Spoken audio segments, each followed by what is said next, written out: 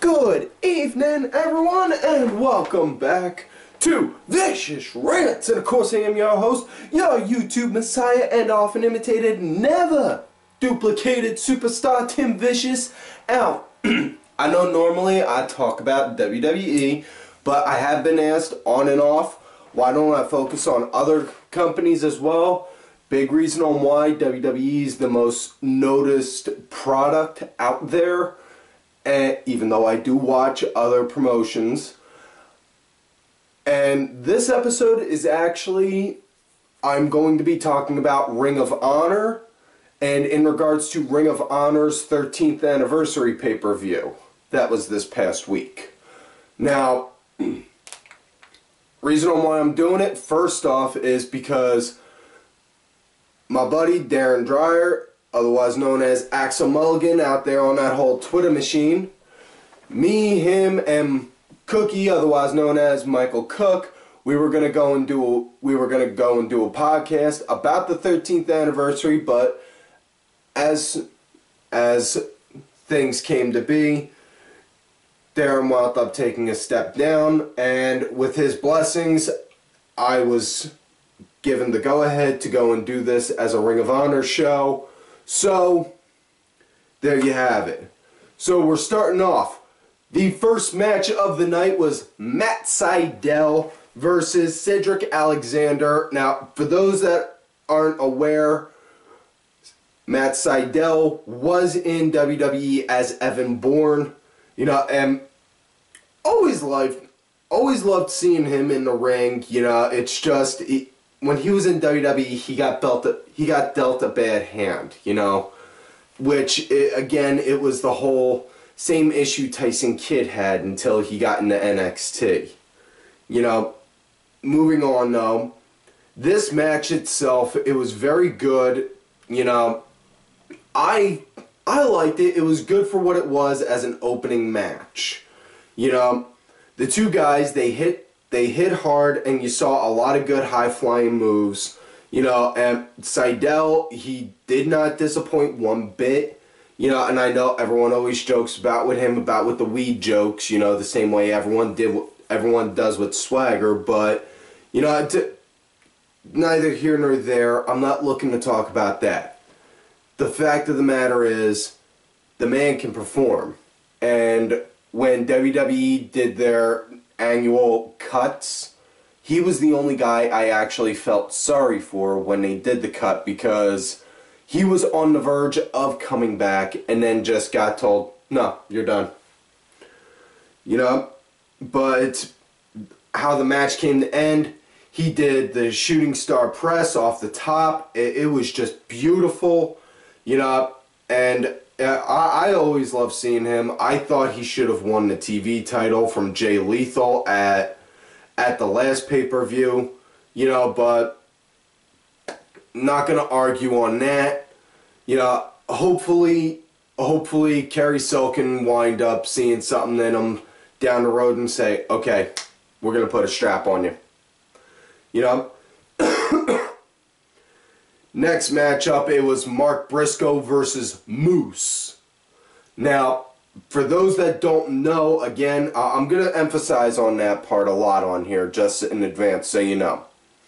For those that don't know part, because I know a lot of you folks, not saying this as an insult to you, so before you go into an all caps rage into the comments box, like, you know, like that man that molests Scots, Oliver Ben, you know, I say that as a courtesy to you, because not many of you people, while you may watch this show, may not watch the same promotions I do. Back to the lecture at hand. Moose, former, I believe his position was a linebacker for the Falcons, you know, but the man, the man lives up to his namesake. He is built like a fucking moose. And the promo beforehand, though, was nice because, you know, they showed on how Moose was running through people left and right, and then you had Mark talking about, well, while you was out playing for them, I was here wrestling. When you were doing this, I was wrestling. Oh, you know what I'm not doing when I'm wrestling? I hunt. I hunt deer, I hunt goose, and he was saying all that, but I ain't never hunt moose. Now we gonna see. And came out, I gotta tell you, I was impressed because Mark, I like because the character Mark has, it's that crazy redneck cousin you have that everyone's just like, oh shit, who gave him keys to the car? That kind of guy. And, you know, he just went all out, throwing shots left and right at Moose. And for everything he gave, Moose gave back tenfold. And hands down, the best thing that I was impressed with that was the drop kick Moose did to Mark while Mark was on the top rope. You know, Moose is about maybe, I think the tail of the tape said he was about 6'5", 6'6", and to get a guy that tall to do a drop kick onto Mark, who's already on the top rope, that's pretty damn impressive.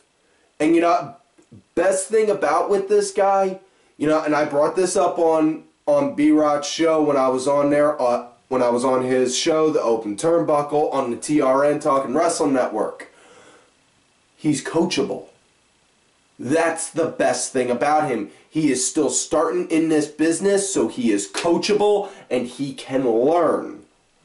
You know? Because you can have all of the skill, all of the mic work, and all of the charisma in the world. If you can't, you know, be coached to learn to say, okay, you need to move like this, you got to hold back on doing things like that, so, you know, make sure you emphasize talking about this, no one's going to want to pay attention to you. But, yeah, as everyone expected, Moose just straight up dominated and destroyed Mark. He hit him with the spear, got the 1, 2, 3. Best part about with this, in my opinion, wasn't so much the match, but it was the before and after the match, when they went to go adhere to the code of honor, shaking hands. Now, Mark put his hand out to go shake. Moose went to both times, before the match and after the match. Veda Scott, who, man, if she's ever single and in Erie, that's all I'm going to say about that. Moving along, Veda wound up saying to him, no, and just had him going. That really impressed me, because now I'm just thinking, okay, so they're going to try, they could work him to have him be this new guy that's like, well, shouldn't I be gentlemanlike and do this? No, just go and destroy this person. Well, okay then. You know, and just go and do it like that. And, you know, I'm all for that. Now, next matchup, it was The Addiction, Francois Kazarian and Christopher Daniels, formerly known as Bad Influence in TNA, versus The Kingdom, Mike Bennett, and Matt Taven, versus The Bullet Club, Carl Anderson and Doc Gallows. Now, Gallows could not make it to the show due to weather. His plane got grounded, and he couldn't make it because the plane got grounded due to snow. So Anderson just said he was going to go in there and fight on his own and represent the Biz Cliz, which I was actually kind of shocked on. I was expecting him to pull out someone like Tama Tonga or even like Bella Fale. Just thank God. Thank you, God, you did not have. They didn't have Jeff Jarrett out there. Ugh, cannot stand that fucking cocksucker. You know, would have even settled for Tanahashi, or trying to think on how to say his name right. Fuck. Yeah. Either way, moving on, or even have Kenny Omega come with him. But moving on with the show. This was really what... this is one of the best things I love about Ring of Honor is their mid-cards are solid and their tag team divisions are fucking solid. And this did not disappoint one bit. You know, Daniels, who is a man in his mid to late 40s, still moving around like it's absolutely nothing. The man definitely deserves the title King of the Indies, hands down. You know, him and Kazarian were, you know, they hit their marks really good. You know, I absolutely loved it. Bennett and Taven, yeah, not necessarily the biggest fans of them. I mean, I see talent in them, and I give credit where credit's due if you got talent. But if I'm not a fan of you, I'm sorry. You know, but they did, you know, they were doing their spots, and I had to laugh when Corino started going on when they went to go hit the Hardy's finishers.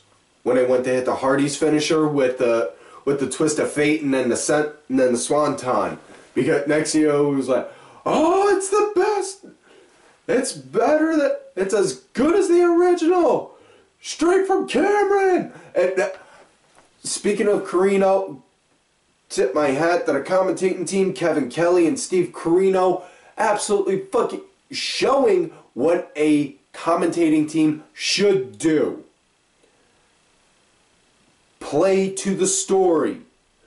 Play to the story that's going on in the ring. Not go and talk about fucking apps or what's trending on Twitter or, you know, spewing out random facts about baseball players or who won what awards.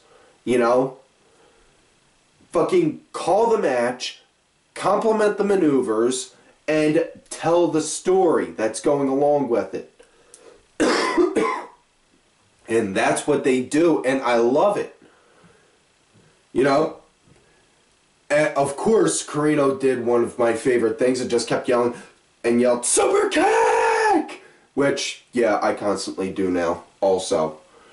But the match itself, it was beautiful, and, you know, when Anderson tagged himself in right around near the end, just straight up was going and swinging at anyone and everyone that had a face. You know, the only person he didn't hit was the ref. And, wow, man, he was moving hot. You know, he threw out a couple machine gun stuns. You know, but, you know, in the end, though, the Kingdom wound up scoring the win. Yeah, they got the spike pile driver on Carl Anderson. And then just picked up his IWGP tag title, looked at it. They were both held it up, and then just put it on them, and then they walked away. So, more than likely, they're hinting towards them two going up against Gallows and Anderson in a New Japan setting, or even yet when Ring of Honor winds up having their New Japan crossover, have them two go against Anderson and Gallows, or whoever's the tag champs at that time for the title. Next matchup, grudge match, BJ Whitmer versus Mr. ROH Roderick Strong. And man, the biggest disappointment I had in this match was the fact that Steve Corino did not interfere. Because if you watch Ring of Honor, you would know on how much Corino constantly shits, and I mean shits, on BJ Whitmer on a consistent basis anytime he's ever out there. I was hoping and praying, please, please, please have Steve just snap and say, screw this, rip the mic off, take his jacket off, go in there and hit Whitmer with a Kobe slice. I would have loved that, but sadly he didn't. But as a consolation prize, we got to have Jimmy Jacobs, who I'm still pissed the fuck off at the fact that that WWE had him as a fucking rosebud, do commentary with him, which was really good. Especially since they kept cracking jokes about on how they were polishing off a bottle of wine. You know, but the match itself, it was good. Roderick, he really did, and I give Jacobs credit because as much as he was complimenting Whitmer, saying on how, you know, he's important to the group, the Decade, as anyone else, you know, as him or Paige. You know, Strong, he's real resilient, you know. While most guys are sitting there gassed and out of breath, Strong is already on his second wind. And much to that sake, almost immediately after he said that, Roddy wound up getting his second win and started throwing out shots left and right. You know, unfortunately though, it wasn't enough because Whitmer wound up getting the win. He got the suplex backbreaker, which, you know, gotta admit, I'm sorry, I got that wrong. Roddy wound up getting a win. There. See, don't get mad at me. Get mad at my producer behind the camera over there. He's the one that's holding up the cue card saying on who won and lost. You need to go fix that. You know, but Roddy wound up getting a win. And if you watch that match and you see right when Roddy does that, the look on Whitmer's face, because he goes from the falling down suplex position to a like that, like he feels sheer ungodly pain, which was beautiful. You know, I had to freeze frame that a few times. Go back, watch it just to see that look like, holy shit, that was cool. Now, next up, it is a Woman of Honor match. And before I get into this, I want to point out, personally, I do think that Ring of Honor should have more of a stronger women's division. While they do put on women's matches every now and again, you know, if they made a women's title and had women and brought in more women wrestlers, you know, like Cherry Bomb, Athena, Mi Yim, or, you know, Medusa, or not Medusa, or, you know, I'm just thinking random names. Thinking random women wrestlers. Sorry for mentioning her. You know, but you bring in random women wrestlers like that, you know, to go and compete for the title, that can work. It can. Because, you know, because not only are you going to, Ring of Honor still appeal to the hardcore audience, but you can also draw in more, making a woman's audience. Like, oh wow, hey, they got more women wrestlers over here. You know? Things like that. Now, on how this match went, Maria Kanellis came out. She had, for those that don't know, Maria Kanellis was at one point in WWE. She was one of the divas there, Playboy cover girl, or not cover girl, but Playboy girl and all that jazz. And then she got Future Endeavor. She's the self-proclaimed First Lady of ROH and all that jazz. And then comes ODB, who used to be in TNA. Now she's here in Ring of Honor.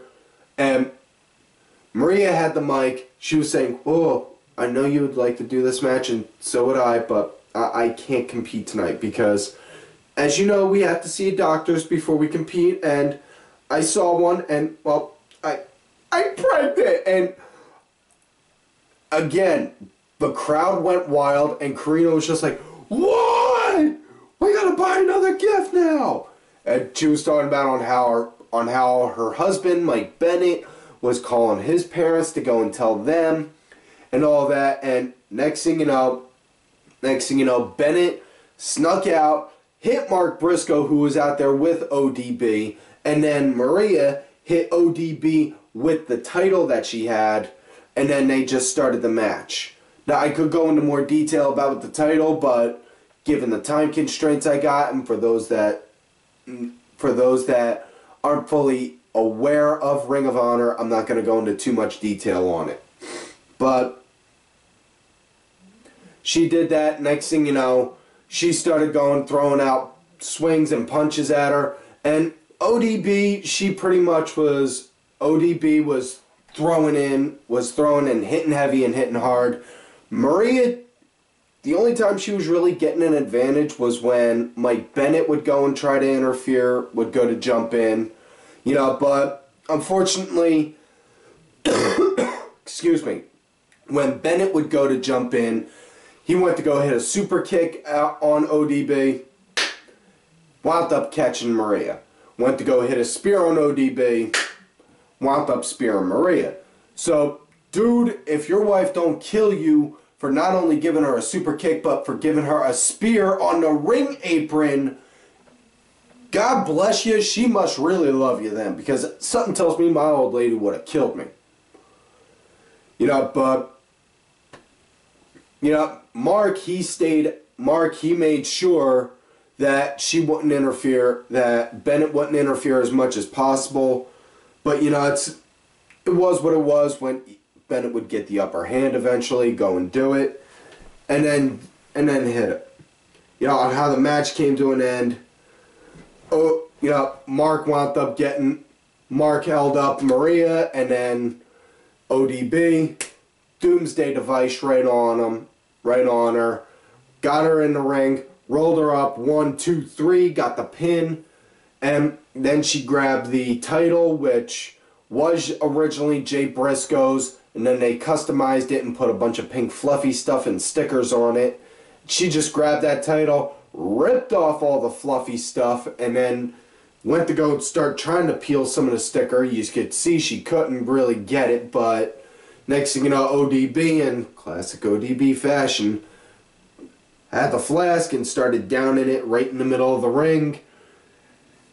Yeah, can't really say I'm all for that on that part. You know, the whole straight edge thing and all, don't drink. That's just me. Now, next up, match of the night, aside from the last 2 matches of the show, ACH versus AJ Styles, and oh fucking God, was this match good. You know, ACH, definitely see a lot of potential in this kid. You know, if this kid isn't world champion in the next 2 or 3 years, I don't know what the hell's gonna be. I don't know what the hell. You know, Styles, AJ Styles, if you guys don't know his history,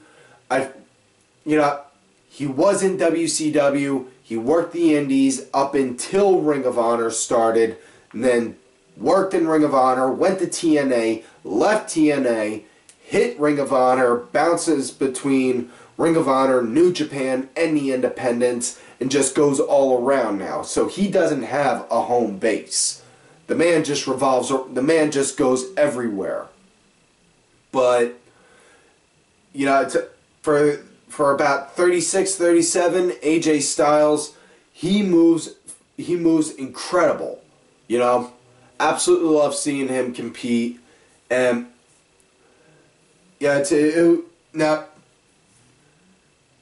ACH, he did a lot of good. You know, did a lot of good. Really liked seeing on how he was moving against Styles. You know, Styles actually, you know, Styles, given to his namesake, you know, he put up the good offense. Only thing I could really complain about as far as what AJ goes was he didn't come out with the IWGP World title he won a little while ago. But I can't really complain. That's just a pet peeve. You know, I would have liked to have seen him walk out with the title, but he didn't. No big. But the match itself, it was really good. You know, you could see that, and the way that it was set up also, it was Styles, who is one of the legends of Ring of Honor, versus one of the newest guys and possibly the future of Ring of Honor, going against each other. And it was beautiful to see. You know, I absolutely loved it. You know, I mean, it was really good.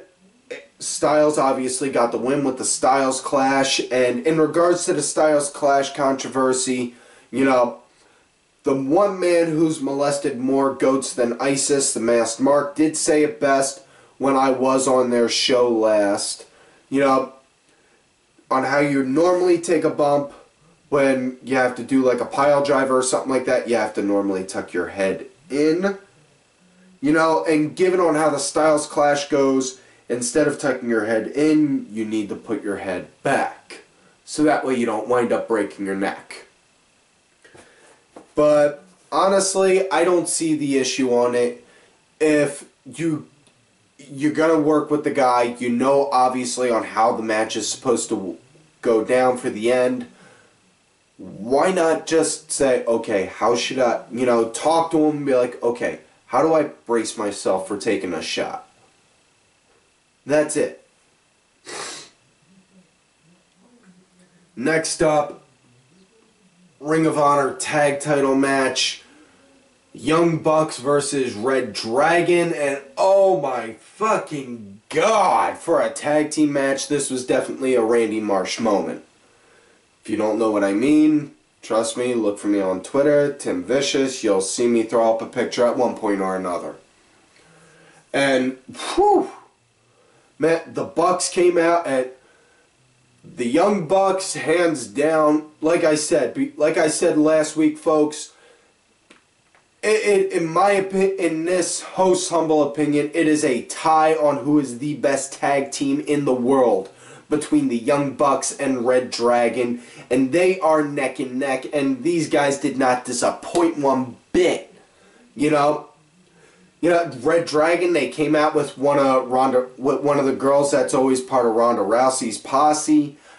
I don't remember her name exactly. I know she's part of the Four Horsewoman, but Either way, they're there because, Red Dragon, Bobby Fish, and Kyle O'Reilly, they do that MMA stuff. They go and do that MMA training, which, by the way, in the immortal words of one of my favorite wrestlers, Mr. KO, Jiu-Jitsu Jackoff, trending worldwide. There you go. Had to get that joke in. I'm sorry. I think that anytime I ever see Red Dragon go at it anymore.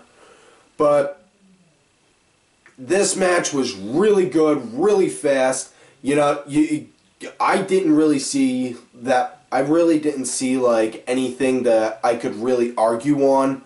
I mean, I popped like crazy when the Bucks hit the Indie Taker or the Meltzer Driver, whatever you want to call it, to Kyle O'Reilly on the outside of the ring on the mat. And you ever see those mats that they got? They ain't got those nice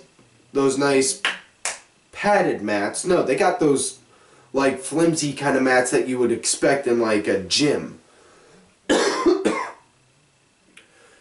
But there was near finish after near finish after near finish, and oh my god, I was just the whole time watching like, who the fuck is gonna win? And then eventually Red Dragon did by chasing the dragon. They got the 1, 2, 3, so yeah.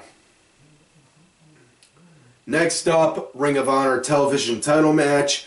Jay Lethal versus Alberto El Patron, who was in WWE as Alberto Del Rio. And I know a lot of people shit on Del Rio, or as I pay respect to the new name now, El Patron, from when he was in there. Honestly, I don't see any reason on why. The man's a phenomenal wrestler. He's a good wrestler. He got dealt a bad gimmick. No different than any other guy that ever got that. But Patron, he did really good for his first title opportunity in Ring of Honor. Hopefully, we'll wind up seeing him in some more down the line. If not, I'm gonna feel kind of sorry on that part. But Jay did work him. He worked him good. Patron, he did get good advantage. He was working his arm for a good bit. And I mean a good bit. It was to the point to where Jay Lethal's Jay Lethal's manager, Truth Martini, came in a few times, wants to whack him with his book, The Book of Truth, and then Patron actually put Truth Martini in the cross-arm breaker, and just as he was doing that, Jay Lethal came down to hit the elbow. that's called Hail to the King. He missed, and in beautiful motion, wound up grabbing Jay Lethal's arm and wrenched it back to go hit it. And while he was doing that, his bodyguard, Jay Diesel, came in and wham! With the book again, But Jay Lethal wound up getting the win in the end by hitting his finisher, the Lethal Injection, and he got the 1, 2, 3. And Jay Lethal, I give credit to where credit's due. You are the longest reigning ROH champion in history. Not just TV, but longest in company history. Now, before we get into the main event, before that, one of the originals from Ring of Honor came back, and lo and behold, one of the prodigal sons of Ring of Honor has come home, Samoa Joe. He came out, and not to disappoint, he brought the Magic Mike with him. He just slapped an ROH sticker on it. And he said he was going to go up against whoever won the main event for the world title. So, now, with the main event, it was a fatal four-way, high-stakes, winner-take-all match. However you want to describe it. Fatal four-way, basically. It was the Warbeard Hanson, who is just built like a giant monster and it's just, and I said it at their last pay-per-view, Final Battle. If Hanson doesn't get any kind of title, even if it's television, tag team, whatever, at some point in 2015, I feel sorry at the fact that Ring of Honor dropped the ball with him. But you had Hanson, Michael Elgin, who also is just basically like 300 pounds of just muscle. Now, while Elgin is a really good wrestler, personality-wise, he's got the personality of a sack of potatoes. And ugh. It's hard to be drawn to him when you got that. Tommaso Ciampa, who is known as the Sicilian Psychopath, has a zero-tolerance policy in effect saying he's not allowed to hit or attack any Ring of Honor official, or he would be fired. Going up against the Ring of Honor World Champion, my guy, Jay Briscoe. And before I go into the match, just want to say on why Jay's my guy. People ask me why. Simple enough. You take some of the technical prowess that Jay does have away from his skill set. And that pretty much described my wrestling style right there altogether when I was in the ring. Because I would be a straight up ground guy, and I would swing and hit whatever I could. I was just like that. And, not only that, I would throw out the promos like him, just be like, you want to fight? Or you just want to stand there and be like a little bitch? I would do things like that. But, moving along, match underway, and oh my God, this was a beautiful four-way. This was probably my favorite fatal four-way I have seen in years. And they all started out hitting Jay, and then Elgin just stepped back. He was like, fuck this. And then just started swinging at Hanson, and then they all just started going at each other non-stop. And, it was just non-stop action through the whole thing. And that's what I absolutely love, because, and that's what I love about Ring of Honor, because they know their target audience wants to see wrestlers wrestle. Not wrestlers be sports entertainers. But Anyways, match started coming to an end. The ref, Todd Sinclair, wound up taking a bump, was outside the ring. Elgin wound up having the win. Elgin wound up getting a pin, and you could see, and Jay was down for at least a good 5 or a 6 count. So the ref wasn't there, so he went under the ring, grabbed 2 chairs, put one underneath Jay's head, had another one up, was getting ready to do a one-man concerto when Ring of Honor matchmaker Nigel McGuinness stepped in and was like, whoa, whoa, whoa, no, you cannot do this. You cannot do this. He was like, all right. And just as Nigel turned his back, he went to go put his arms up to go swing again, and then next thing you know, Nigel just grabbed the chair off him and started getting in Elgin's face. And then next thing, and if you've been following Ring of Honor, Elgin has been getting some heat, has had some heat on him as far as with what looks like he's been having heat on him from the officials since he lost the title to Briscoe a while back. But moving forward, Elgin got McGuinness in the prone position like he was getting ready to go hit him with a buckle bomb. And Tommaso Ciampa saved Nigel, which, given their history, considering Nigel put the zero tolerance policy on Ciampa, and Ciampa has been pissed off at him since, it was just like seeing the enemy. It was like seeing, it would basically be like you saving your worst enemy. And them just looking like, the fuck? The hell did you just do? You saved me? And Ciampa, them two, they just had that long, awkward stare where you could just, like, hear a mouse piss on a wad of cotton because there was that awkward silence. And then Ciampa was just, fuck this.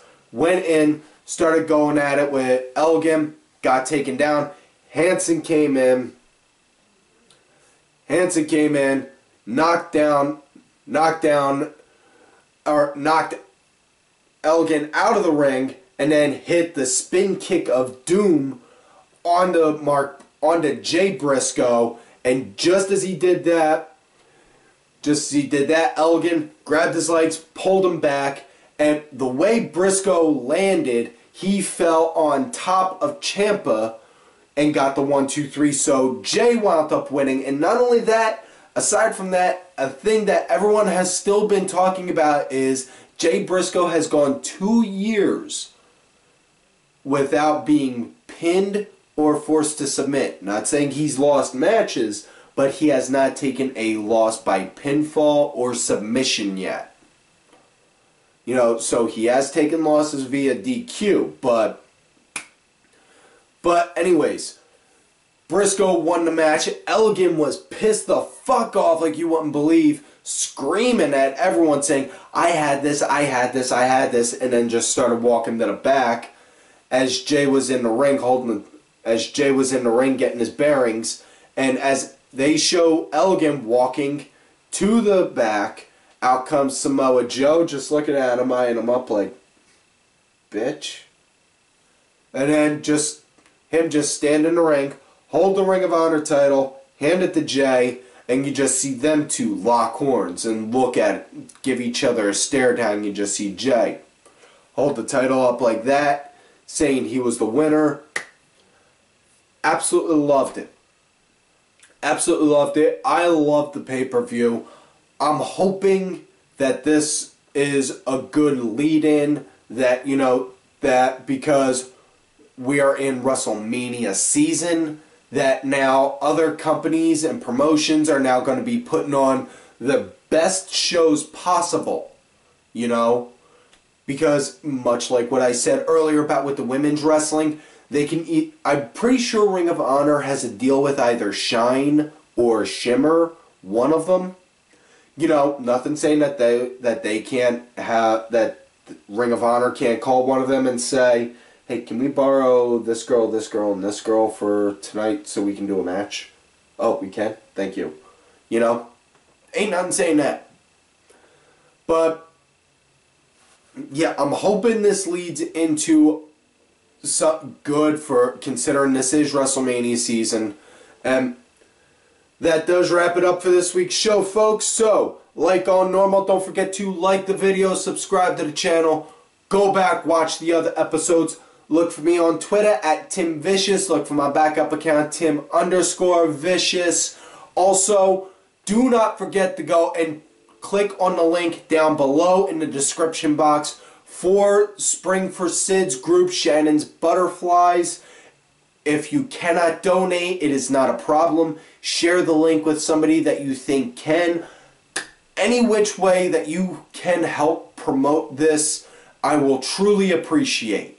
You know, it is something very near and dear and important to me. It is a group set up for SIDS. My baby niece died from it, and this group is in regards for her. Also, folks, do not forget to follow all of these cool-ass cats right here on Twitter. Vicky Earls, make sure you check out Vicky's podcast, The Celtic Commodity. I am Danny Sunday, Mucky Mars, Axel Mulligan. Brother, I hope you appreciated this show, and I hope I did just as good as you could doing a Ring of Honor review. Sunday Segway, Sinfully Sabrina, Cranky Grandpa, Legion Lady Aaron, the two assholes that have raped and molested more goats than the terrorist group ISIS, Oliver Ben, and Just a Stupid Mark, as well as my client, who, as I have said before, is the true Monday Night Raw General Manager, Bronx Bitch forever. And, folks, like I always tell y'all, you love me, great, you hate me. Fuck yous.